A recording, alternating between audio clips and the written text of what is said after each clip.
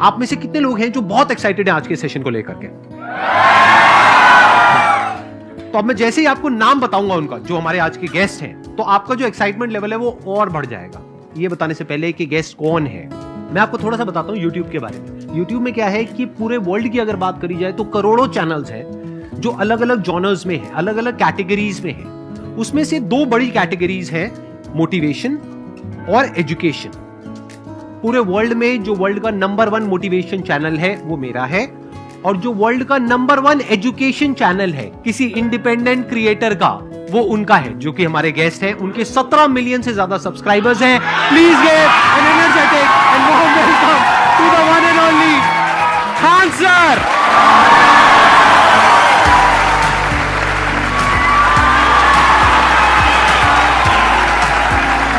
क्या हाल चाल जी, कैसे हैं आप?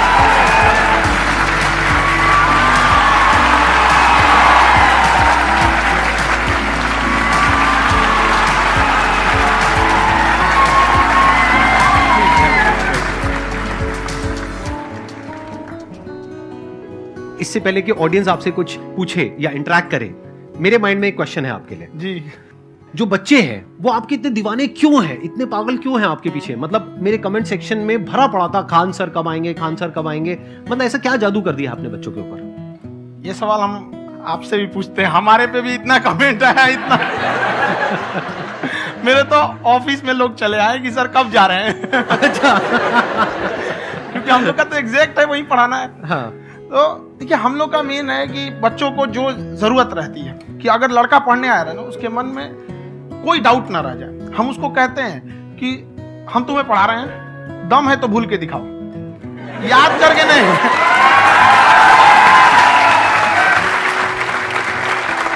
प्लस आप जिस प्राइस पॉइंट पे पढ़ा रहे हैं, आई थिंक वो सबसे कम है, वो बहुत ही कम है। सर, ये जो फीस का कल्चर है, ये हमारा इंडियन कल्चर नहीं है।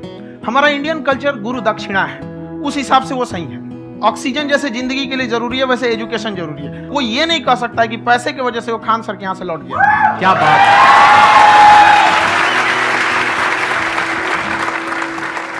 मैंने देखा कि आपका ये जो चैनल है कि ये पिछले 3 साल के अंदर अंदर ही ग्रो किया है। हमको जब चैनल शुरू हुआ तो ये एक दिन में हम 4-5 वीडियो बनाए। एक हमको कुछ आता, आज भी नहीं आता इतना, तो हम देख के कैमरा उमरा तो हम कंफ्यूज हो गए, बाप रे। तो हम एक ही दिन में वीडियो शूट किया, पढ़ाने वाला टॉपिक था हमको। उसके बाद कभी वीडियो नहीं, 6-7 वीडियो एक ही बार शूट कर लिए। और एक जो थे जिनका कैमरा वगैरह था, मेरे पास कैमरे भी नहीं थे उस टाइम, और कैमरा 35,000 का था, तो 6 महीना इसी में लग गया, जो 35,000 इसी में फंस जाएगा। तो उनके कैमरे से शूट किए, उन्होंने कोई चार्ज लिया, उसके बाद हम छोड़ ही दिए। लॉकडाउन लगा, तब हम कहें आप कैसे पढ़ाएंगे, वो तो 1 दिन 2 दिन करते करते अचानक लंबा हो गया। तब हमको याद आया कि ओहो, मेरा एक चैनल भी है वहाँ पे। तो उस समय उस पर लगभग 30,000 सब्सक्राइबर हो चुके थे। तो जैसे लॉकडाउन लगा तो उस पर पढ़ाना चालू किया, और पता नहीं क्या लोगों को पढ़ाई में इतना इंटरेस्ट आ गया कि आपका स्टाइल ऐसा है थोड़ा सा, आप आई थिंक पढ़ाई के साथ साथ में जो बीच बीच में आप थोड़ा बहुत छोड़ते रहते हैं ना, मतलब जो एंटरटेनमेंट चलता रहता है। ये बात हम देखिए, जब हम गुलाम थे ना, तो अंग्रेजों ने एक चाल चला था कि भारत को हम फिजिकली गुलाम रखेंगे 100-200 साल, मेंटली 1000 साल कर देंगे। उन्होंने पढ़ाई का मॉडल चेंज कर दिया। उन्होंने ऐसा डिजाइन किया कि ये टीचर की रिस्पॉन्सिबिलिटी है, वो पढ़ा के चला जाए। टीचर की रिस्पॉन्सिबिलिटी यहाँ खत्म नहीं हो जाती है। पढ़ाना तो कोई भी पढ़ा सकता है, टीचर की इससे बड़ी रिस्पॉन्सिबिलिटी होती है उसे समझाना। वो समझा कि नहीं समझा। अगर लड़का आपके समझाने के बाद डाउट रह गया तो ये आपकी गलती है। लड़का हमसे पूछता है, सर इतनी भीड़ है आपके पास, तो कहते सर डाउट कैसे पूछेंगे? हम कह रहे यार, तुम्हारा डाउट बचेगा तब ना पूछेगा तुम डाउट यहाँ पे।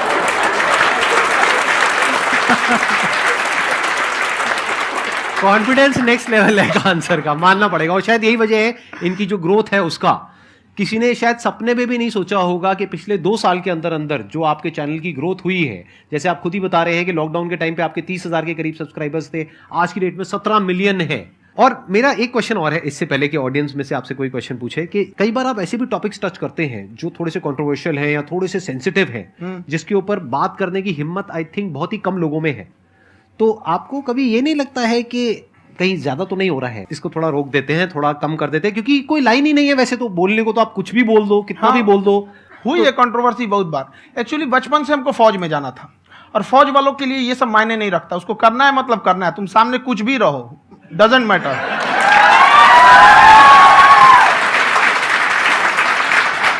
और मैंने YouTube पे देखा कुछ वीडियोस में कि आपका जो इंस्टीट्यूट है वहां पर आज से कुछ साल पहले कुछ बम गिरे थे। हाँ, कुछ गिरे थे, कुछ तो बहुत सॉलिड जगह गिरा था, फटा नहीं वो। मतलब आपके आसपास। हाँ, बम को भी पता है कि टीचर की इज्जत किया जाता है। क्या बात है, क्या बात है। मैं समझ पा रहा हूं कि ये आपके अंदर जो एटीट्यूड है ये कहां से आ रहा है, क्योंकि आप बचपन से ही फौज में जाना चाहते थे, तो आप जंग के मैदान में ही खड़े हैं एक तरीके से। बस फर्क ये है कि आपके हाथ में कलम है, हथियार ना हो करके। हथियार से एक आदमी की जान जा सकती है, हाँ। कलम से बहुत ताकत होता है। शिक्षा एक ऐसा हथियार है ना, हर कुरीतियों से लड़ सकता है, हर तरह की समस्याओं से। और ये एक ऐसा हथियार है, मेटल डिटेक्टर में भी नहीं पकड़ाता है।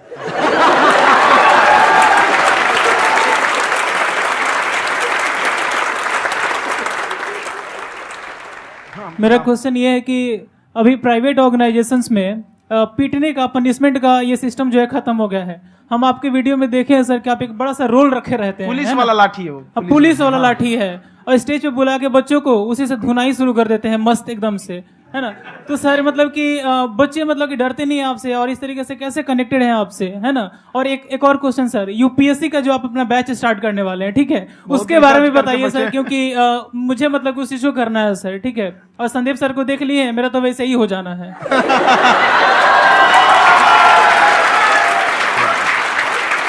क्या हो जाना है? मेरा पूरा कंप्लीट करो। I'll be an IAS officer next year because I have seen you, sir. My day is like complete, sir. All the best. Thank you so much, sir. Thank you. पूरा बोला करो। Thank you. देखिए, लड़कों को जहां तक पीटने की बात है, जब पढ़ाने की बात आएगी तो उसको हम पूरे बेहतरीन ढंग से पढ़ाएंगे।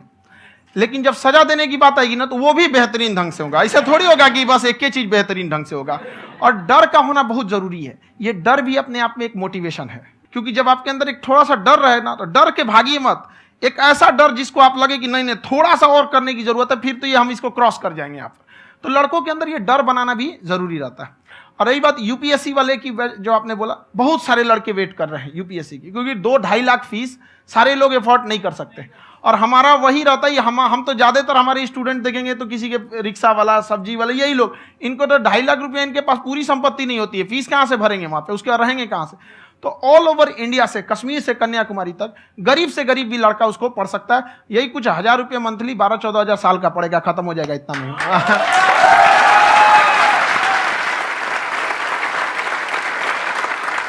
ये जो डंडे वाली बात इन्होंने कही, ये सच है? मतलब आप सच में एक डंडा रखते हो? पुलिस का ही है वो। और मारते हो? हाँ, कि मतलब अगर कोई लड़की छेड़ता है या ऐसा कोई भी उल्टा पुल्टा काम पढ़ाई करता लिखाई है, कुछ भी गलती करेंगे तो पिटाएंगे वो यहाँ पे, कैमरे पे, ऑन कैमरा, जैसा भी रहे, कुछ भी पिटाना तो उनको फिक्स है। एक तो कोई मतलब विधायक जी थे, उनके लड़का को पीट दिए, तो चला है दल बल लेके अपना वहां पे। उसने घर पे नहीं बताया था कि सर ने पीटा है, बस बोल दिया कोचिंग में पीटा है। बाद में पता चला हम पीटे हैं, तो उसके पिताजी मेरे सामने और पीटे।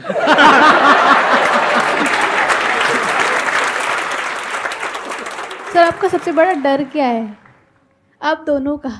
फौजी को डरे नहीं लगता है, बाकी अफसर से पूछिए। आज के सेशन से पहले कोई डर नहीं था, लेकिन अब मुझे इनकी डंडे वाली कहानियां सुन करके डर लग रहा है कि कहीं मैंने गलती से कुछ बोल दिया और इन्होंने कहीं पीछे कुछ रखा हुआ है, और यही आ करके अगर इन्होंने मेरी पिटाई कर दी तो बहुत बुरा हो जाएगा। तो इसलिए हमको थोड़ा डर लग रहा है।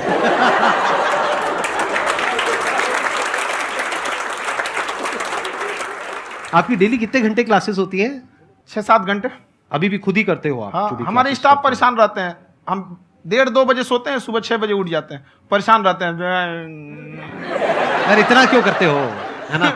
कभी तो उनको भी साथ साथ लगना पड़ता है ना? उनको साथ साथ लगना पड़ता है। हम जग गए तो कोई सोया थोड़ी रहेगा, परेशान रहते, दिन में सोते ही नहीं है बेचारा, कहीं कहीं जाके सोते रहता है। तो हम सीट बांध दिए कि भाई तुम इस समय सो जाना, तुम इधर सो जाना। आपकी शादी हो गई या नहीं हुई अभी? मेरी खुशहाली देख के आप आइडिया लगा सकते हैं।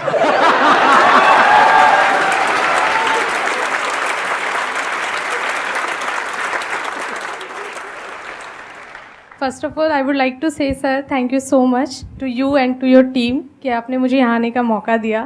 एंड सर अब तक मैंने आपको सिर्फ फ़ोन या लैपटॉप में ही देखा है दोनों को, आज फर्स्ट टाइम लाइव देख रही हूँ तो बहुत अच्छा लग रहा है। तो मेरा क्वेश्चन ये है सर आपसे, जब हम लाइफ में कोई डिसीज़न लेते हैं कि हमें ये पर्टिकुलर चीज़ करनी है, और क्योंकि हम डिसीजन लेते हैं तो हमारी आदत है कि पहले हम 4 लोगों से पूछते हैं कि तू बता तेरी क्या राय है, तू बता तेरी क्या राय है। तो उनमें से अगर कोई हमें कह देता है कि ये बेकार डिसीजन है मत कर, तो हमारा माइंड कहीं ना कहीं डाइवर्ट होने लगता है और उसकी वजह से हम अपना डिसीजन चेंज कर देते हैं। तो मेरा क्वेश्चन ये है कि कैसे हम अपने डिसीजन पे स्टिक रहे, कैसे हम जो दूसरे के ओपिनियन है उनको अफेक्ट ना होने दें अपने ऊपर। दूसरे से सलाह लेने से पहले एक बार खुद उस पर रिसर्च कर लेना चाहिए, ताकि आप सामने वाला क्या सलाह दे रहा है आपको समझ में आना चाहिए। यहाँ पर ऐसा नहीं है कि कई बार ऐसे होते हैं कि दूसरे वाले को एक्सपीरियंस होता है, तो अगर आपको पहले से आइडिया है, उसके बारे में आप बेहतरीन ढंग से रिसर्च किए हैं कि क्या इसमें प्लस पॉइंट है क्या निगेटिव है, उसके बाद आप किसी से सलाह लेने जाइए। ये नहीं कि मन में आया सीधा बता गड़बड़ा जाएगा। तो वहाँ पे पहले आपको R&D करना पड़ता है, समझ में आया कि नहीं। और जिंदगी हो या गाड़ी, जीतेगा वही जो टाइम पे गियर चेंज कर रहा है। तो डिसीजन चेंज करना बहुत ज़्यादा गलत नहीं है। इन्होंने बहुत अच्छी बात कही है और मैं इसी बात में थोड़ा सा और ऐड ऑन करूंगा कि ये जो आपने कहा ना कि अपने डिसीजन पे स्टिक कैसे रहें, ये कोई अच्छी क्वालिटी नहीं है, क्योंकि टाइम टू टाइम आपको अपने डिसीजंस को चेंज करना होता है। जैसे आपने 4 लोगों से डिस्कस किया, कोई इंसान कुछ पॉजिटिव बोल रहा है, कोई नेगेटिव बोल रहा है, उससे फर्क नहीं पड़ना चाहिए। डिपेंड ये करता है कि वो जो बोल रहा है उसका बेसिस क्या है। क्या वो किसी नॉलेज या एक्सपीरियंस के बेस पे बोल रहा है या ऐसे ही कुछ भी बोल रहा है? ऐसे ही बोल रहा है तो फिर उसकी बात पे ध्यान क्यों दे रहे हो? अगर किसी नॉलेज या एक्सपीरियंस के बेस पे बोल रहा है, फिर चाहे वो पॉजिटिव बोल रहा है चाहे नेगेटिव बोल रहा है, दोनों ही मायने रखता है। उसके बाद में रिसर्च करनी है और फिर रिसर्च करने के बाद में फाइनल डिसीजन अपना खुद का होना चाहिए। अब वो डिसीजन उससे अलग भी हो सकता है जो आपने पहले लिया था, और वो सेम भी हो सकता है। सर मेरा क्वेश्चन दोनों से है आपसे, how to deal procrastination and laziness. हमारा ब्रेन है ना, ये बहुत आलसी टाइप का है, इसको आराम खोजना पसंद है। अब थोड़ा सा भी अब इसको आराम की ओर लेके चले गए ना तो फिर उधर ही रहेगा। आप सोचेंगे 10 मिनट आराम कर लेते हैं ना, तो 10 मिनट 2 घंटा बना देगा। उसको टॉर्चर कीजिए, चल 10 मिनट बाद में। उसको आप उस पर हावी मत, वो कह रहा है कि हमको आराम चाहिए, आपको हाँ आराम मिलेगा, पहले काम फिर मिलेगा आराम। तो आप उसके हिसाब से मत चल। आपका मन कर रहा है थोड़ा सा देख लेते हैं, कोई नोटिफिकेशन आया, आप कोई काम कर रहे हैं, क्यों पहले काम कर लीजिए, बाद में देखिएगा ना नोटिफिकेशन। आप हावी मत होने दीजिए यहाँ पे। अगर आप 5 मिनट भी थोड़ा सा लूज पड़े ना, थोड़ा सा कमर सीधा कर लेते हैं, 2 घंटा बर्बाद कर दिया आपको। हावी मत होने दीजिएगा उसको अपने ऊपर। प्रोक्रेस्टिनेशन को तोड़ने का एक ही तरीका है, सबसे छोटे लेवल पे ले जा करके उस गोल को तोड़ दो। यानी वो गोल बहुत बड़ा है, उसको ब्रेक डाउन करो, उसके सबसे पहले स्टेप पे आ जाओ कि उसको अचीव करने का सबसे पहला स्टेप क्या है। जैसे गाड़ी चलाना सीखना है, उसका सबसे पहला स्टेप क्या है। अगर घर में कोई नहीं है सिखाने वाला या सिखाने वाली, तो बाहर जा करके जो गाड़ी का ड्राइविंग स्कूल है उधर जा करके पैसे दे दो। अब फंस गए ना तो फंसा दो अपने आप को। दिमाग ये लगाओ कि अपने आप को कैसे फंसाया जाए। जब हम फंस जाते हैं ना तो फिर हमको वो काम करना ही पड़ता है। Then there is no looking back. जब तक आप सोच रहे हो तब तक सोच रहे हो, उसको बोलते हैं पैरालिसिस ऑफ एनालिसिस, कि आप सोचते चले जा रहे हो अपने माइंड में, मैं ये करूंगा वो करूंगा वो करूंगा वो करूंगा, और प्रोक्रेस्टिनेट हो रहा है, वो चीज टलती चली जा रही है। तो उसको छोटे से छोटे लेवल पे ब्रेक डाउन करके उसको कर दो, दैट इज नंबर 1। और जैसे ही करना शुरू करते हो, कोशिश करो कि उसको जब तक कि आप सही से नहीं कर लेते हो उसको छोड़ना नहीं है, तो आपकी लेजीनेस भी खत्म हो जाएगी। कई लोगों को तो हमने देखा जो सप्ताह में कुछ भी नहीं करता, वो भी संडे को आराम कर रहा है।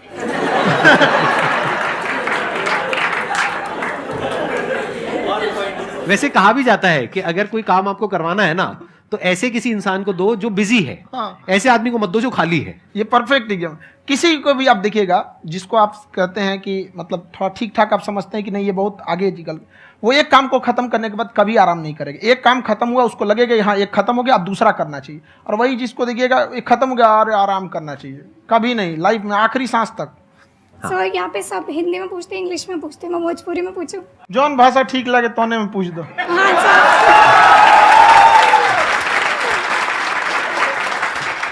सर ये पूछे के चाहते नहीं कि जैसे हमने के पढ़ाई करे नहीं सर, तो कभी कभी डेली टारगेट्स जो होला वो कंप्लीट ना होला। अगर टारगेट्स कंप्लीट भी होला तो फिर ऐसा इरिटेशन या फिर वो एंजाइटी या फिर कि और करना है या फिर अभी नहीं हुआ, वो चीज़ हमेशा रहेला। तो वो कम कैसे करल जाए? देखिए टारगेट्स को ना हम लोग को एक अपने हिसाब से पहले फिट करना चाहिए। ऐसा नहीं कि दूसरे किसी इंसान को देख के हम टारगेट फिट कर ले। कोई लड़का 8 घंटा पढ़ रहा है, कोई पहली बार अभी पढ़ना ही चालू किया, उसको देख के 8 घंटा पढ़ेगा तो पढ़ाई छोड़ देगा। तो आप अपनी क्षमता के हिसाब से देखिए कि आप कितना पढ़ सकते हैं। अगर आपने एक घंटे को बना लिया कि हम 1 घंटा पढ़ सकते हैं, अगले 1 हफ्ते तक उसको सस्टेन रखिए। जिम में कैसे करते हैं लोग, पहले दिन उठा लीजिएगा 1 कुंटल तो हार्ट अटैक हो जाएगा। तो वो धीरे धीरे टारगेट सेट कीजिए और अपनी क्षमता को भी देखिए। हर इंसान की क्षमता अलग है। कंगारू को देख के हाथी छलांग मारेगा, पैर तोड़ के बैठ जाएगा।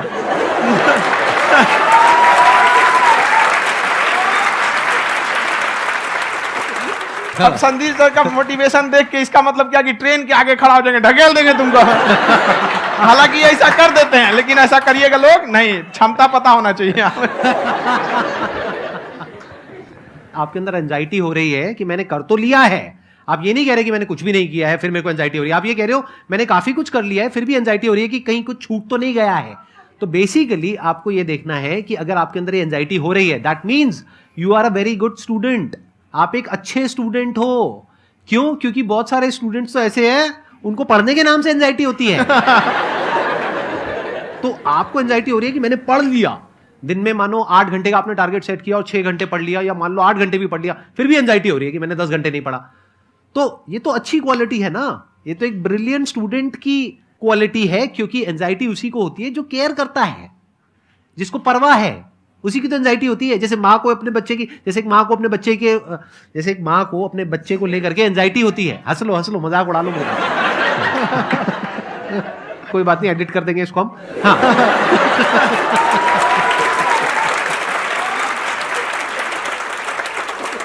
जैसे एक माँ है, उसको अपने बच्चे को लेकर के एंजाइटी होती है, थोड़ी सी भी तबीयत खराब हो जाए उसको एंजाइटी होती है, चाहे बच्चा ठीक भी है, डॉक्टर को नहीं होती है। क्यों? क्योंकि माँ को उस बच्चे से प्यार है। तो दैट मीन्स कि आप अपनी पढ़ाई को लेकर के सीरियस हो, इस वजह से आपके अंदर एंजाइटी हो रही है, विच इज नॉर्मल। जहां पर प्यार मोहब्बत होती है वहां पर थोड़ी बहुत एंजाइटी तो होती ही है ना। समझ रहे हो ना मैं क्या कहना चाह रहा हूं?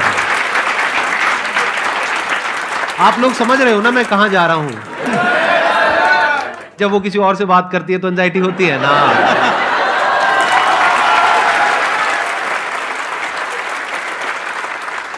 सर, आपकी स्टोरी हमने सुनी थी, तो एक टाइम आया था जब आप गंगा किनारे जाके बैठ गए थे। उस समय आपको कुछ समझ नहीं आ रहा था, तो उस समय मतलब आपने ये डिसीजन कैसे लिया कि अब आगे नहीं, यहाँ से वापस जाना है? रास्ता ही नहीं था। घर जाने के लिए एटलीस्ट 90 रुपए चाहिए थे, जेब में 40 रुपए थे। कैसे घर जाते हैं? और हम गंगा के किनारे चुपचाप बैठे बैठे हम कहें कि अब बहुत टेंशन हो गया, अब घर जाना चाहिए। रूम पे, तो किराए के रूम पे ही आदमी सारे लोग रहते। गए वहाँ पे तो रूम लॉक हो गया था। तुम खटखटाए तो ऊपर से गुस्सा से बोले जो ऑनर थे, क्या टाइम हो गया है? तुम कहे 9-10 बज रहा होगा। घड़ी देखिए तो 2 बज रहा था रात का, 2-2:30 बज गया था। वहाँ टेंशन में आप, तो होता है कई बार ऐसा समय आएगा कि लगेगा जैसे अब कुछ नहीं हो सकता है। तो इससे घबराना नहीं है। कभी कभी गुच्छे की आखिरी चाबी भी ताला खोल देती है। जो बातें आपने बताई कि घर में प्रॉब्लम्स ये तो बहुत लोगों ने फेस करी वहां पर। आप अकेले नहीं है, बहुत लोगों ने ये प्रॉब्लम्स फेस करी, बहुत तरह की प्रॉब्लम्स देखी, बहुत तरह की स्ट्रगल्स देखी, लेकिन वो सब इतने कामयाब नहीं हो पाए जितने कि आप हुए। तो आपके अंदर ऐसा कुछ ना कुछ है जो औरों के अंदर नहीं है। तो वो मैं जानना चाह रहा हूं कि वो ऐसा क्या था जहां से कि आपका दिमाग यहां तक सोच पा रहा है कि मैं पूरे इंडिया में इतने बड़े लेवल का चेंज लेकर के आ सकता हूं, एजुकेशन फील्ड में रेवोल्यूशन लेकर के आ सकता हूं। ये सोचना ही बहुत लोगों के बस का नहीं है। मेरी एक खुद की थिंकिंग, अगर हमको कोई 100 रुपए किसी काम के लिए दिया, हम सबसे यही कहते हैं, तो हम कोशिश करते हैं उसे 200 का रिटर्न दे। अगर कोई हमसे 200 रुपया फीस दे रहा है, 250 दे रहा है, तो हम उसको ये कोशिश करते हैं कि तुम्हें ऐसा लगे कि नहीं भैया हमने 10-20 हज़ार का पढ़ लिया यहाँ पर। वो ईमानदारी से कभी कमी नहीं। और हमेशा अगर हम प्रॉमिस एक्स का करते हैं तो डिलीवर 4x करना चाहते हैं। ध्यान से सुनना और ध्यान से समझना इस फर्क को। अगर आप समझ पाए तो बहुत आगे जाओगे लाइफ में। एक वो होते हैं जो ये सोचते हैं कि हमें सब कुछ मिल जाए, हमें कुछ भी करना ना पड़े। दूसरी कैटेगरी होती है लोगों की जिनको जितना मिलता है उसमें भी चोरी चकारी करते हैं या कोशिश करते हैं कि उससे कम दे सामने वाले को जितना कि हमें मिल रहा है। तीसरी कैटेगरी होती है लोगों की, जो इनके जैसे लोग होते हैं। वो क्या करते हैं? वो ये सोचते हैं कि अगर मैंने किसी से 1 रुपए भी लिया, देखा जाए तो 200-250 रुपए कुछ भी नहीं होता है, 200-250 रुपए अगर मैंने लिया तो कैसे उसको 400 रुपए की वैल्यू दूं। ये जो थिंकिंग है ना, यही एक फर्क होता है एक ऐसे इंसान में जो बहुत आगे निकल जाता है और उस इंसान में जो मीडियोकर रह जाता है। आप अपने आप को अपने आप के ऊपर समय दीजिए, उसको डेवलप कीजिए। जब आप अपने आप के ऊपर खर्च करते हैं तो आने वाले समय में लोग गूगल पे आपको सर्च करते हैं। क्या बात है सर, ये आपने अभी बनाया है या ये कोई पुराना आपका वो है? बनते रहता है, इसे फ्लो में बन जाता है। आपके अंदर ना सर एक कवि छुपा हुआ है कहीं ना कहीं जो बाहर आना चाहता है। कभी ना कभी आपने सोचा होगा कुछ हाँ, कभी कभी देखिए एक चीज है, संगत का बहुत अच्छा असर पड़ता है। ये चीज को हमेशा, संगति का मतलब लोग हल्के में ले लेते हैं। संगति का मतलब होता है संग संग गति। तो अच्छे लोग के साथ रहेंगे तो संग संग अच्छी गति होती जाएगी, खराब में रहेंगे तो ये भी होता है। बट अपने आप को थोड़ा सोचना चाहिए कि हम केवल जी के मर जाएं इसके लिए नहीं आए हैं। लोग कहते हैं कि सर नाम क्यों नहीं बताते अपना। हमारी एक ही सोच है कि जाने के बाद इस दुनिया से हमको मतलब एक चीज देना चाहते हैं स्टूडेंट्स को, कि वो याद करें कि इस पैसे की भाग दौड़ की दुनिया में हर कोई दोनों हाथ से लूटने में लगा है, खाली हाथ जाने के लिए ये सबको लगा है। तो हर कोई को ये सोचना चाहिए कि था कोई इंसान जो इतने कम फीस में इतनी शिक्षा जो महंगी थी, जो कमाने का रास्ता था, उसको भी एकदम कंपटीशन इतना कर दिया कि अब लोगों को अपनी फीस बढ़ाने में डर लगता है कि अरे यार, लड़का कमेंट करता है कि खान सर इतना ले रहे हैं, आप बहुत बड़ा टीचर हो गए।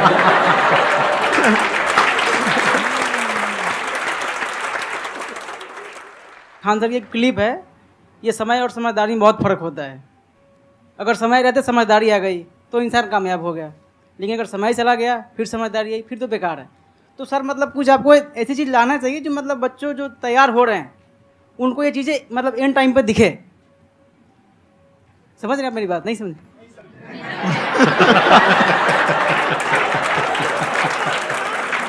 यही होता है सर का मोटिवेशन ज्यादा हो जाता है।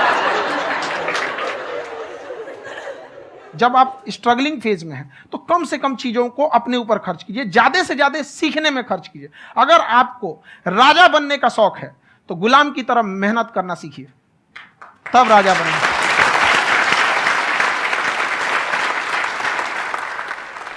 ये दुख, ये दर्द, ये सब तेरे अंदर है। तू अपने बनाए इस पिंजड़े से बाहर निकल के देख, तू अपने आप में एक सिकंदर है।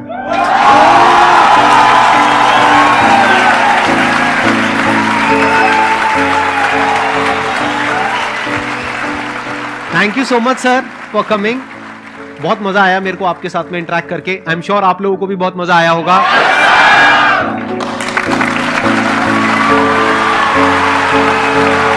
Thank you so much ji.